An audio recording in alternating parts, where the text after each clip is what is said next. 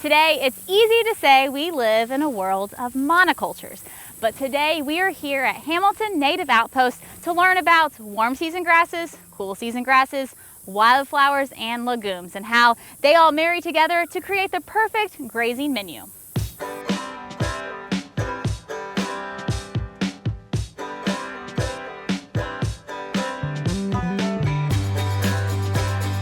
Amy, I understand that we're standing in a native stand of bluestem, and that's actually where Hamilton Native Outpost all began. Am I correct? Yes. After graduating from college, I went to work for the Soil Conservation Service, which is now the Natural Resources Conservation Service. NRCS. Yes, NRCS. And there I learned about native warm season grasses, how they grow in the warmer times of the year, and how they're good for livestock. Green growing forages are good for livestock, and how they're more efficient with water. And you know, in Missouri, in southern Missouri, we live in the fescue belt. And we are very familiar with what the side effects of fescue and the toxicity that it brings to our livestock. How does native grasses kind of mitigate the natural grasses that are growing? I say natural, and that's not even natural, because I think you were telling me that fescue's only been in the area for about 75 years, but the grasses that are growing in our fields today. Yeah, so come to find out, fescue has an endophyte that grows within its leaves, and it's toxic to our cattle. And in fact, agronomists at the University of Missouri say it is a $200 million problem here in the state. And the warm season grasses do not have this toxicity problem. So we're in a stand of bluestem. What are some other warm seeded native grasses to our area? Some of the other big warm season grasses are Indian grass, eastern gamma grass, switchgrass. And so we talk about your tenure in this. You said you started this when you're out of college. You've been in this for over 35 years? For over 35 years. How has you say that you don't do a lot of research, but you really do a lot of research, because you're tangibly seeing the effects on your own herd and on the producers' herds throughout the area. So how have you seen that develop and learn throughout that process? Yeah, so it has developed as we've gotten to know, as we've been on our Missouri prairies. We've seen a lot of diversity. And so what we are really interested in is this diversity that all grows together in our grassland.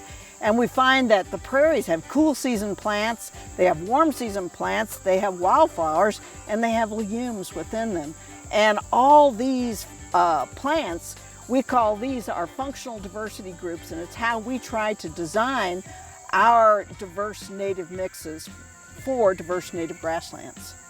So you talk about it starting here with your bluestem field, and that's where we're at today. But you quickly were driving through the roadsides and saw a lot of native wildflowers, and let's talk about that and see how that kind of naturally fit in next into your business model.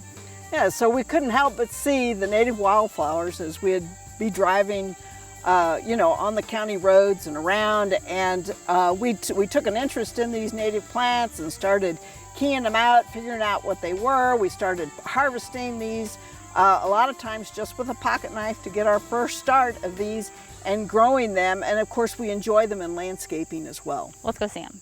Okay.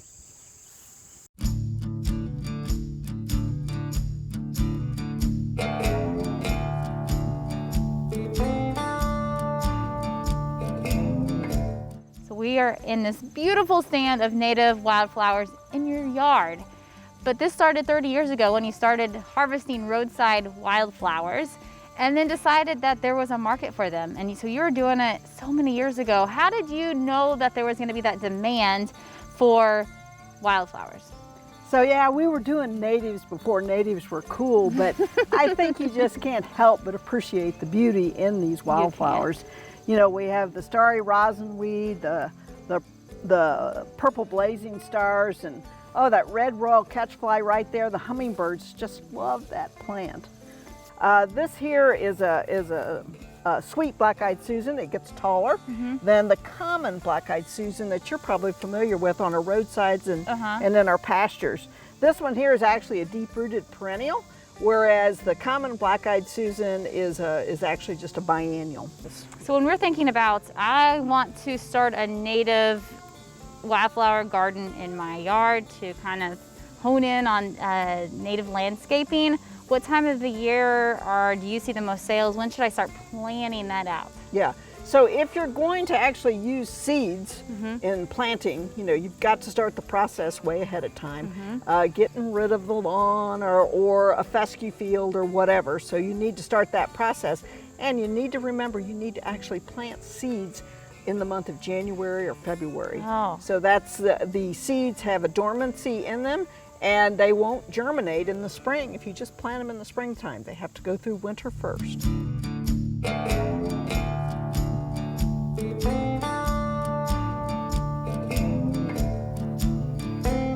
So Amy, we're in your stand of hairy mountain mint. Now, to a layman like me, I look at it like, oh, it's just another weed, but it's not. This is attracting the pollinators that we see all around us. Talk about its value.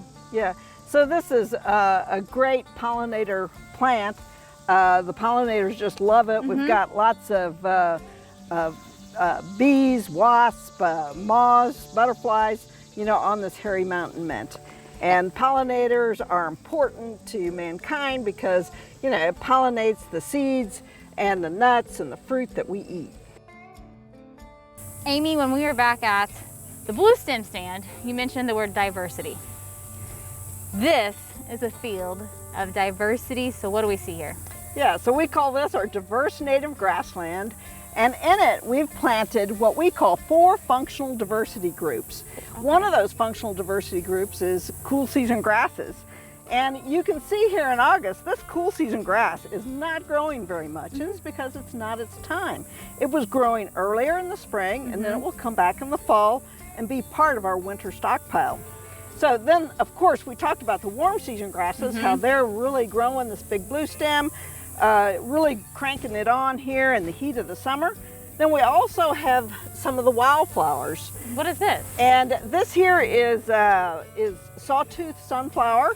It's a sunflower. The cows readily eat the leaves off of these sunflowers. They will eat the leaves, and the stalk then remains. So this is a pre-graze. These cows you're letting out into this little patch today.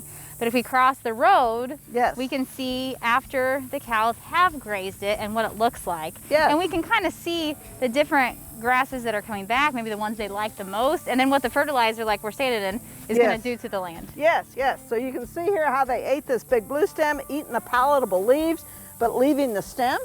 The sunflower right here, they ate the top off, but left some of the leaves, and then they did strip off some of the lower leaves when they grazed. So, you know, this here part of the field that is left, though, turns out it's really important to grassland birds. These birds need cover from aerial predators. How do you advise a producer who's coming in and wanting to establish this? And I hear the cows coming up the hill, so they're ready for this stand. But how do you educate them? Because soil quality across the state's different.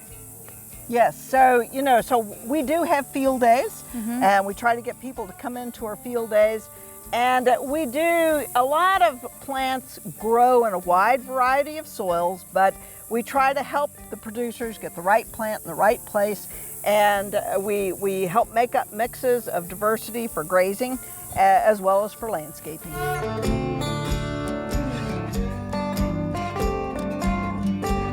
Amy, I've learned a lot.